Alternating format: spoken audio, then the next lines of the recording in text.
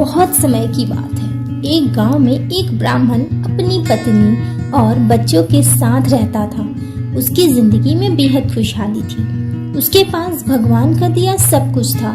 सुंदर सुशील पत्नी, होशियार बच्चे, खेत, जमीन, पैसे थे। उसकी जमीन भी बेहद उपजाऊ थी, जिसमें वो जो चाहे फसल उगा सकता था। लेकिन एक समस्या थी कि वो खुद बहुत ही ज्यादा आलसी था, कभी काम नहीं करता था। उसकी पत्नी उसे समझा समझा कर थक गई थी कि अपना काम खुद करो, खेत पर जाकर देखो, लेकिन वो कभी काम नहीं करता था। वो कहता था, मैं कभी काम नहीं करूंगा। उसकी पत्नी उसके आलस से बेहद परेशान थी, लेकिन वो चाहकर भी कुछ नहीं कर पाती थी। एक दिन एक साधु ब्राह्मण के घर आया और ब्राह्मण ने उसका खूब आदर सत्कार किया। खुश होकर सम्मान पूर्वक उसकी सेवा की। साधु ब्राह्मण की सेवा से प्रसन्न हुआ और खुश होकर साधु ने कहा कि मैं तुम्हारे सम्मान व आदर से बेहद खुश हूँ। तुम कोई वरदान मांगो। ब्राह्मण को तो मुंह मांगी मुराद मिल गई। उसने कहा, बाबा कोई ऐसा वरदान दो कि मुझे खुद कभी कोई काम ना करना पड़े। आप मुझे कोई ऐसा आदमी दे दो जो मेरे सारे काम कर दिया करे। बाबा ने कहा, ठीक है, ऐसा ही होगा, लेकिन ध्यान रहे तुम्हारे पास इतना काम होना चाहिए कि तुम उसे हमेशा व्यस्त रख सको। यह कहकर बाबा चले गए और एक बड़ा सा राक्षस नुमा जिन प्रकट हुआ। वो कहने लगा, मालिक मुझे कोई काम दो, मुझे काम चाहिए। ब्राह्मण उसे देखकर पहले तो थोड़ा डर गया और सोचने लगा।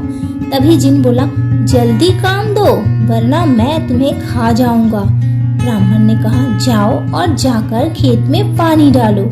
यह सुनकर जिन तुरंत गायब हो गया और ब्राह्मण ने राहत की सांस ली और अपनी पत्नी से पानी मांगकर पीने लगा। लेकिन जिन कुछ ही देर में वापस आ गया और बोला, सारा काम हो गया, अब और काम दो।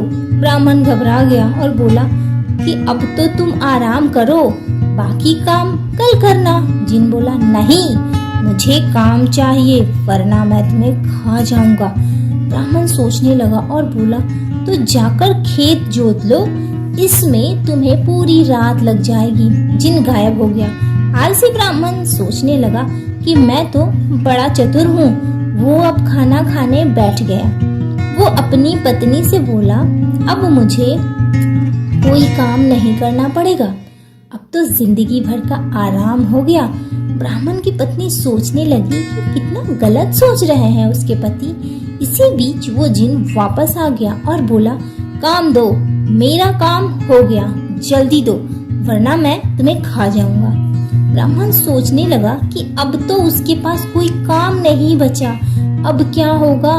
इसी बीच ब्राह्मण की पत्नी बोली, सुनिए, मैं इसे कोई काम दे सकती हूँ क्या? ब्राह्मण ने कहा, दे तो सकती हो, लेकिन तुम क्या काम दोगी? ब्राह्मण की पत्नी ने कहा, आप चिंता मत करो, वो मैं देख लूंगी। वो जिन से मुखातिब होकर बोली, तुम बाहर जाकर हमारे कुत्ते मोती की पूंछ सीधी कर दो। ध्यान रहे, पूंछ पूरी तरह से सीधी हो जानी चाहिए। जिन चला गया। उसके जाते ही ब्राह्मण की पत्नी ने कहा, देखा आपने कि आलस कितना खतरनाक हो सकता है। पहले आपको काम करना पसंद नहीं था और अब आपको अपनी जान बचाने के लिए सोचना पड़ रहा है कि उसे क्या काम दे। ब्राह्मण को अपनी गलती का एहसास हुआ और वो बोला, तुम सही कह रही हो, अब मैं कभी आलस नहीं करूंगा। लेकिन अब मुझे डर इस बात का है कि इसे आगे क्या काम देंगे। यह मोती की पूंछ सीधी करके आता ही होगा। मुझे बहुत डर लग रहा है, हमारी जान पर बन आई, अब तो यह हमें मार डालेगा। ब्राह्मण की पत्नी हंसने लगी और बोली, डरने की बात नहीं है, चिंता मत करो, वो कभी भी मोती की पूंछ सीधी नहीं कर पाएगा। वहाँ जिन लाख कोशिशों के बाद भी मोती की पूंछ सीधी नहीं कर पाया। पूंछ छोड़ने के बाद फिर टेढ़ी हो जाती थी। रात भर वो यही करता रहा। ब्राह्मण की पत्नी ने कहा, अब आप मुझसे वादा करो कि कभी आलस नहीं करोगे और अपना काम खुद करोगे। ब्राह्मण ने पत्नी से वादा किया और दोनों चैन से सो गए। अगली सुबह ब्राह्मण खेत जाने के लिए घर से निकला तो देखा जिन मोती की पूंछ ही सीधी कर रहा था। उसने जिन को छेड़ते हुए पूछा, क्या हुआ? अब तक काम पूरा नहीं हुआ क्या? जल्दी करो, मेरे पास तुम्हारे लिए और भी काम है। जिन बोला, मालिक, मैं जल्द ही यह काम पूरा कर लूंगा। ब्राह्मण उसकी बात सुनकर हंसते हंसते खेत पर काम करने चला गया और उसके बाद उसने आलस हमेशा के लिए त्याग दिया।